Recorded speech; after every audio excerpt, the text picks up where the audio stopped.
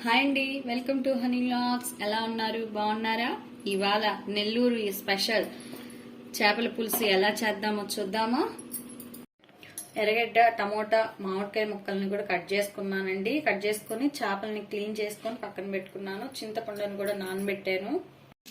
తిరగమాతకి గిన్నె పెట్టుకొని ఆవాలు, జీలకర్ర, మెంతులు వేయాలండి. ఎర్రగడ్డలు వేసేసుకొని తిరగమాత పెట్టేసుకోవాలి. ఎర్రగడ్డ బాగా వేగింది, కరివేపాకు కూడా వేసుకోవాలి.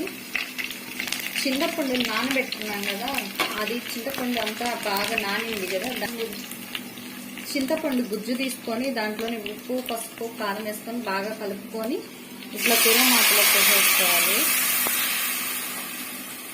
ఇప్పుడు మనము ఉప్పు, కారం కరెక్ట్గా ఉన్నాయో లేదో ఒకసారి ఉప్పు చూసుకోవాలి. మనకు చేపల పులుసులోకి ఉప్పు, కారం బాగా ఎక్కువ పడతాయండి. ఇప్పుడు మనం మూత పెట్టేసుకోవాలి. ఇప్పుడు పులుసు తెల్లతుందండి. తెల్లతున్నప్పుడు మనం చేప ముక్కలు కానీ వేసామంటే చేప ముక్క ఏంటంటే విరిగిపోకుండా బాగుంటాయి. చేప ముక్కలు వేసాక గంటితో కలపకూడదండి. గంటితో కలిపేస్తే అసలు ముక్కలంతా ఇరిగిపోతాయి. ఇట్లా అనేసేసుకొని అంతా కలుపుకోవాలి.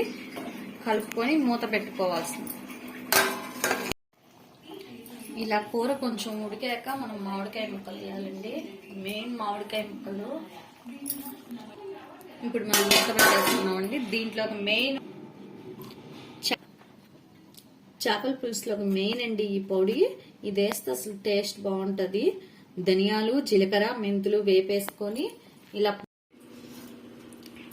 కూర ఉడికిపోయిందండి. ఇలా నూనె పైకి తేలితే కూర ఉడికిపోయినట్టు. ఎంతో టేస్టీగా ఉండే నెల్లూరు చేపల పులుసు రెడీ. స్మెల్ అయితే వేరే లెవెల్ అండి, చాలా బాగుంది స్మెల్. మా వీడియో కనుక మీకు నచ్చినట్లయితే మా ఛానల్ని సబ్స్క్రైబ్ చేయండి. Thanks for watching.